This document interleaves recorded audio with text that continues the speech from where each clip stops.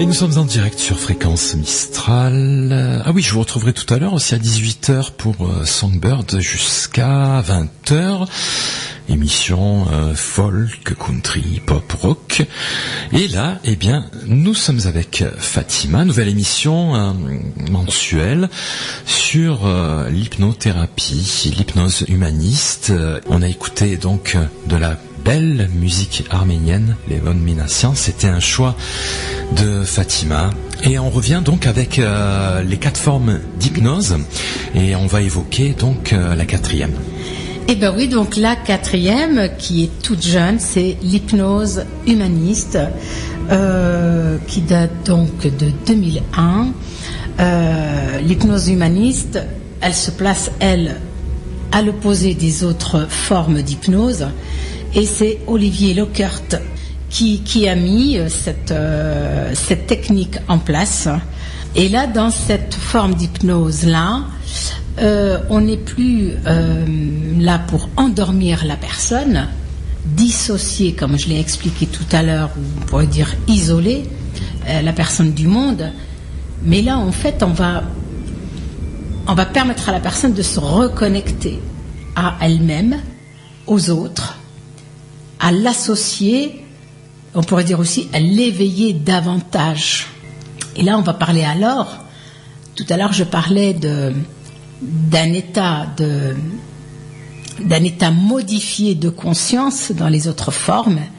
Ici, on va être dans un état augmenté de conscience. D'accord ? Donc sans perte de conscience, sans manipulation entre guillemets de la part du thérapeute. Ce qu'on appelle manipulation, que les gens, c'est ce langage qu'on va utiliser pour emmener l'inconscient à faire ce qu'on aimerait qu'il fasse. C'est pas manipuler au sens. C'est pas le. Oui, c'est pas péjoratif. Non, c'est voilà, c'est pas dans le sens malsain. C'est pas dans le sens malsain, exactement. C'est voilà, c'est plutôt le langage qui va être utilisé. Bah oui, pour arriver à ce que l'inconscient, je sais pas, que j'arrête de fumer, que j'arrête de grignoter, que j'arrête le sucre, enfin. Pour toutes les fois on va consulter. Du coup, bien ça va permettre à la personne d'accéder donc d'abord à elle-même et à son inconscient, puisqu'elle va prendre plus de conscience. Nous, en hypnose humaniste, on va donc employer un langage direct et non camouflé. On est vraiment à l'opposé. Et l'avantage aussi de l'hypnose humaniste, c'est l'hypnose humaniste, l'hypnose en pleine conscience aussi.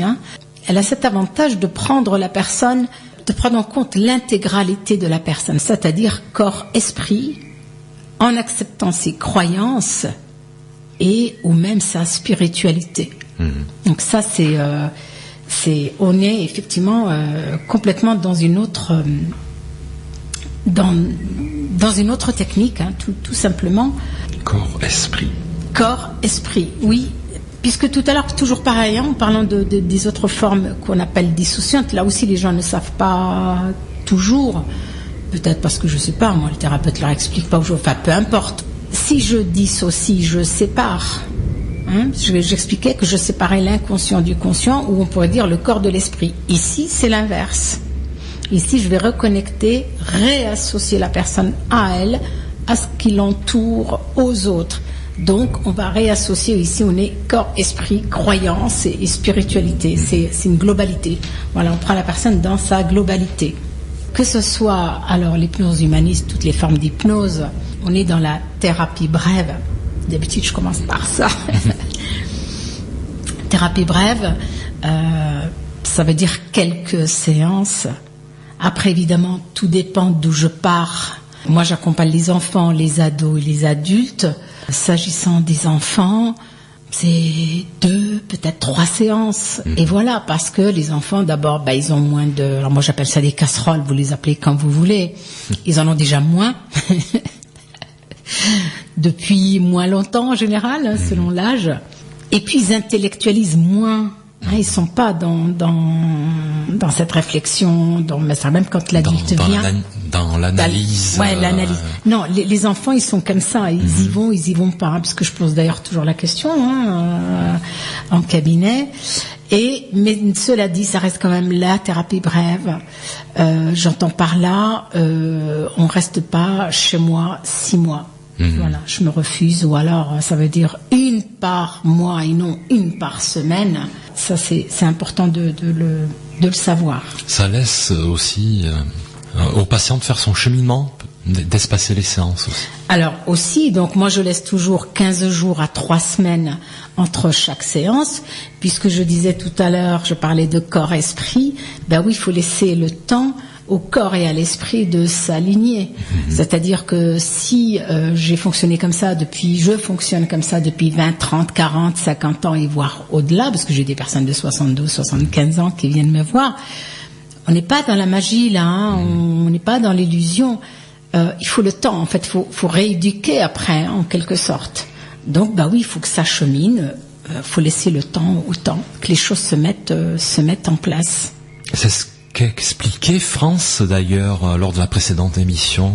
Elle a expliqué justement ce parcours-là. C'est ça. Cette émission, vous pouvez la retrouver d'ailleurs sur le site de Fréquence Mistral. Qu'est-ce que l'on peut traiter concrètement?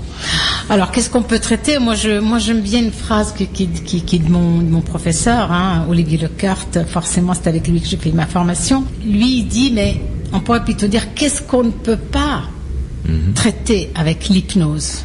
D'accord? Eh bien, ce qu'on ne peut pas traiter, c'est tout ce qui est mécanique. C'est-à-dire, j'ai un bras cassé, j'ai le cœur qui lâche. Et ben là, l'hypnose ne peut rien faire pour vous. Là, il faut aller vers les professionnels compétents pour ça. Mais une fois mon bras plâtré, mon cœur apaisé, alors effectivement, on peut avoir recours à l'hypnose pour se remettre plus vite, pour retrouver de l'énergie, par exemple. Voilà, donc ça serait plutôt comme ça. Après, qu'est-ce qu'on peut faire? On va intervenir. La première condition, c'est d'être partant, réellement, et surtout pour soi. C'est-à-dire toutes les fois où, je veux perdre du poids, je veux arrêter de fumer, je veux arrêter l'alcool, enfin, peu importe, toutes ces addictions, toutes les fois où je vais aller consulter, en tout cas je parle pour moi et les personnes que j'ai reçues, parce qu'en fait à la maison mon compagnon, c'est plutôt la compagne qui en kikine va fumer dehors, etc. Ou au boulot. Maintenant on fume plus dans les entreprises. Non. Ou arrête de manger, t'as encore grossi.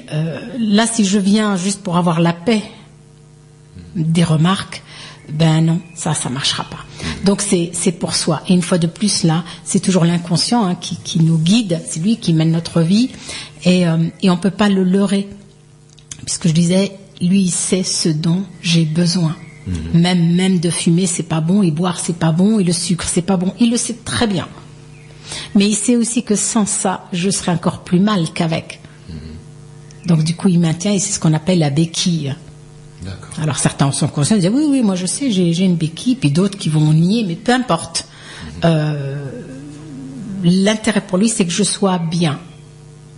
Même dans des situations qui a priori ne sont pas. Donc voilà, on peut recourir à l'hypnose. Je sais pas, par exemple pour faire des choix professionnels. J'ai un choix à faire. Je ne sais pas. Le stress, les angoisses, les troubles anxieux, les phobies.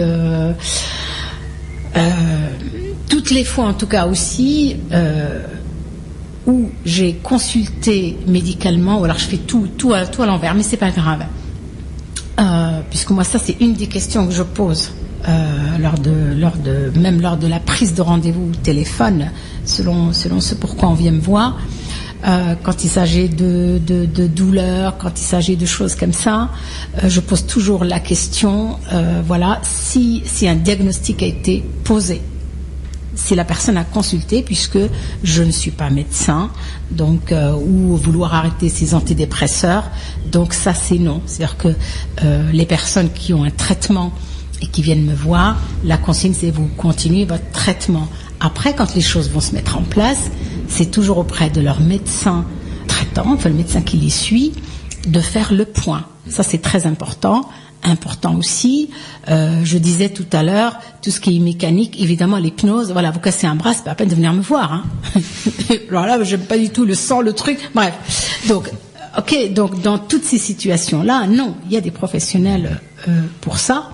Après, oui. Voilà, ça c'est la condition, c'est avoir consulté. D'accord, parce que l'hypnose ne remplace pas le médical, l'hypnose est complémentaire, voilà. Donc effectivement, elle peut être bénéfique en complément d'un traitement. Voilà, c'est simplement toutes les fois où c'est mécanique, ben oui, là non, là on peut rien faire. Il y a des spécialistes pour ça, mais ça va être pour tout le reste. À partir du moment où je suis donc partant, à partir du moment où j'ai consulté que médicalement tout va bien, j'ai passé même scanner, radio, c'est super, tout va bien. Alors là, je dis yes. Donc là, effectivement, on va aller voir au niveau du psychisme. Le choix est donc très vaste. Oui. Et on peut te consulter du côté de Gap, Fatima. Alors moi, je suis à Gap, le cabinet est à Gap, au 164 boulevard Georges Pompidou, et c'est l'immeuble Le Colombier.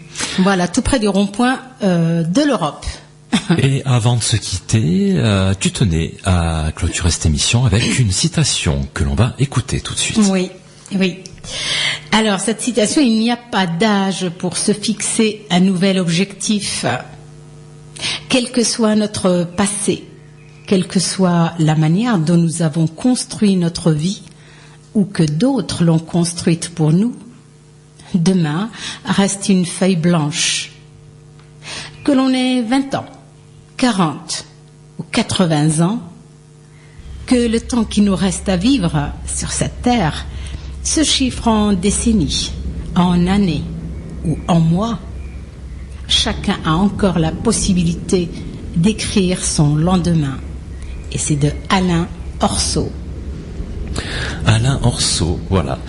Très très belle citation. Merci Fatima, on se retrouve le mois prochain. On se retrouve le mois prochain avec grand plaisir. Voilà. Et puis s'il y a des personnes qui ont des questions, qu'elles n'hésitent pas. Moi j'ai une page Facebook, il y a aussi le téléphone, le 06 98 54 94 79.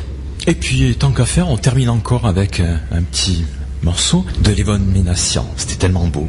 Oui, j'aime beaucoup. Merci beaucoup. Merci Fatima, à bientôt. À bientôt.